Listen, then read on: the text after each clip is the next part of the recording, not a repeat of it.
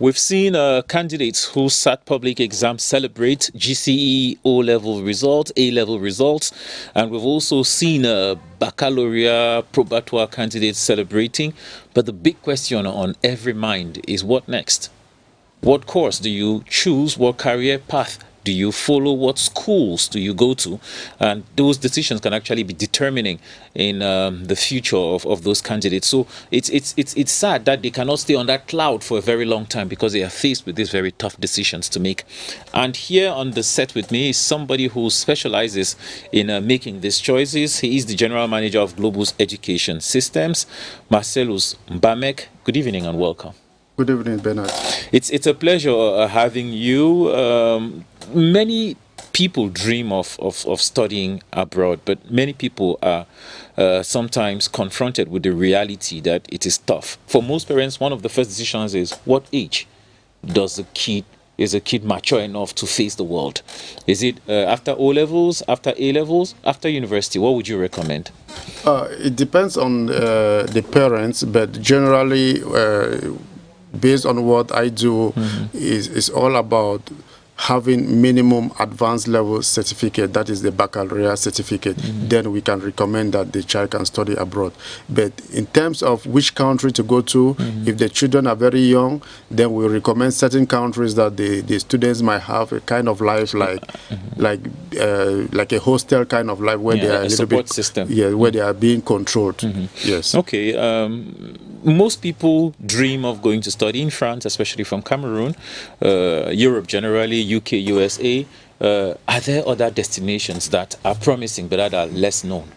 Yes, there are a lot of destinations that are very promising, like India is a top destination for most of our students. Canada is also another one, and USA is another one. Then the United Kingdom also is also in the list of top destinations for studies abroad. When the Ukraine conflict started, I was impressed at the number of people who are training in Ukraine. That there are countries like that are not necessarily, I would say, talked about much, but which offer opportunities to children. Yes, yeah, Ukraine was very famous for training medical students. So we had Nigeria had about 5,000 students who were studying medicines in Ukraine before the war.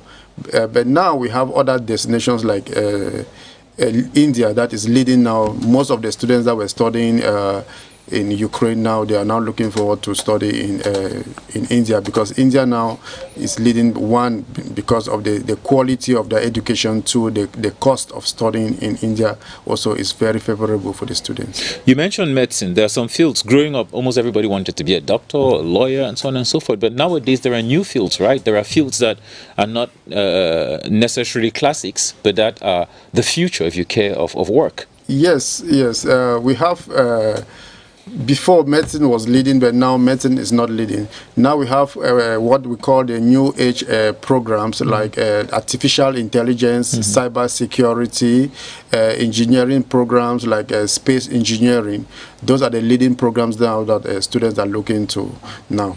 Like Cameroon, for example, we don't have any space program so far, but we have Cameroonian students who are doing space engineering now in India, and they are performing very well so far.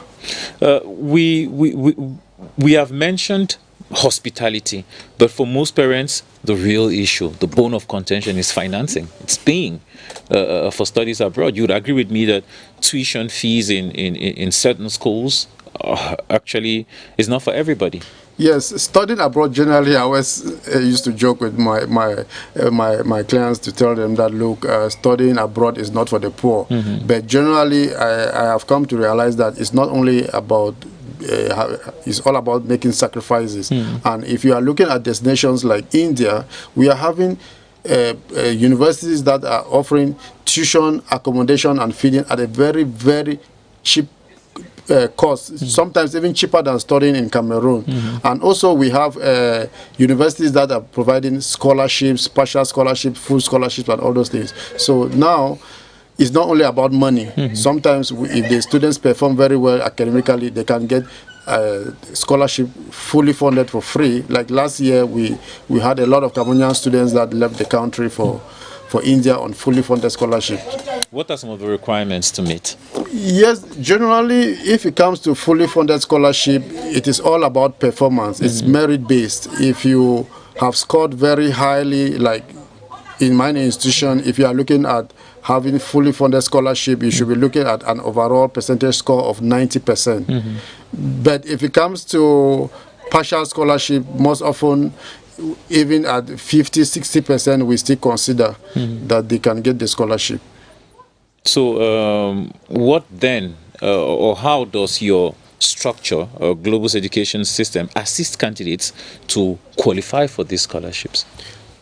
Firstly, it is not only about the first major criteria is the overall academic performance. Yeah, your results from school. Yes, from school. But there are some other things which needs to be taken into consideration. There's a language proficiency which the students need to perform very well in the IELTS, the TOEFL, or the Duolingo. So we usually prepare the students so that they can also score high in these exams. We also have the scholastic aptitude test, what they call the SAT, the GRE, or the GMAT. Those are other requirements that are needed when they are considering applications for scholarship. So we prepare the students to make sure that they have, though they have prepared, succeeded very well in their exams, but they should also prepare well in these other small exams in order to get this fully for the scholarship. I noticed somewhere that you mentioned the possibility of school and work. In some countries, it's not allowed. Yes, in some countries. How do you circumnavigate that difficulty? No, yes, it depends on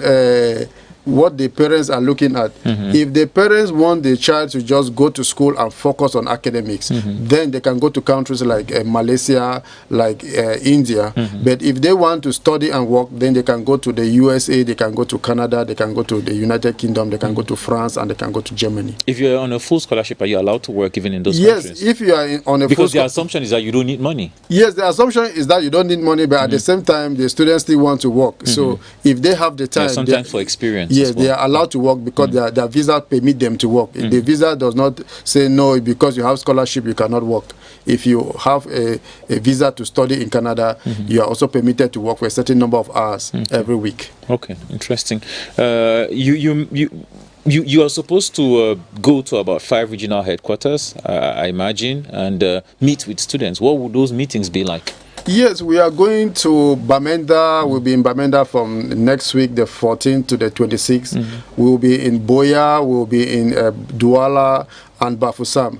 We will be doing what we call one-on-one counseling. We are just telling the students, come and meet us, let's look at what you want to study, let's put our head together and see exactly what is best for you based on your budget and everything. So we'll be doing one-on-one counseling with the students during this period.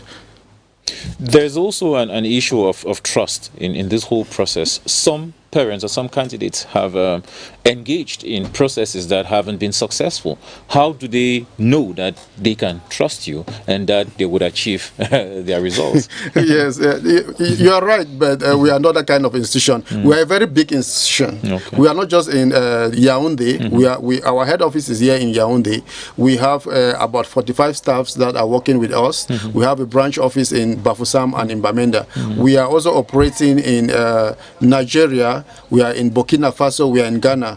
We recently opened our office in Rwanda, in Kigali, and we were nominated the best education consultancy firm in Africa for 2023. So we are not that kind of institution that when you come into us, you'll be thinking like it's not something genuine. They can scam me. Yes, there's track record. They can go online, they can search Globus Education System, and every evidence is there. They can see students who left last year, more than 200 students who left the country for India on fully funded scholarship through Globus Education. Well, thank you very much, and we do wish you good luck, and we do hope that the kids who benefit from these opportunities do return to build a better Cameroon. Yes, that is the passion which I have taken for myself, to make sure that the students will come back to this country and develop this country. So thank you very much for giving me this platform to talk to our students. Thank you very much, Mr. Macellous, MBAMEG, General Manager of Globus Education Systems. Let's take a